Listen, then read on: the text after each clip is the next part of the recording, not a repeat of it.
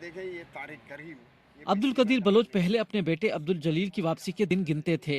अब वो तमाम लापता बलोच नौजवानों की वापसी के ख्वाहिशमंद है।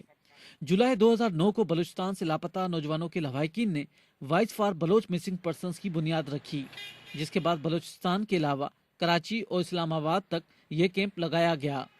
उस वक़्त हम लोगों ने लवाहिकीन ने ये महसूस किया कि आया इस प्लेटफार्म को हम खुद क्यों न चलाएं बनिस्बत दूसरे पार्टियों के।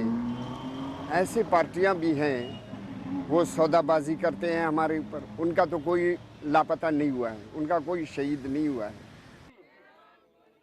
Voice for Baloch missing persons ने उस वक्त कठिन और तकलीफदह कदम उठाया जब कोयटा से इस्लामाबाद तक पैदल मार्च किया गया और वो दुनिया भर की इंसानी हकूक की तंजीमों और मीडिया की तवज्जो हासिल करने में कामयाब रहे।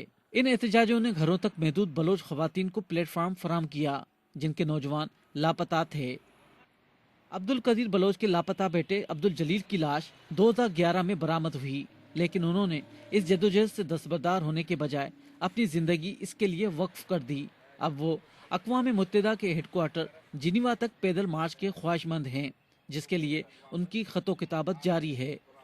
रियाज सोहेल, BBC न्यूज़, कराची।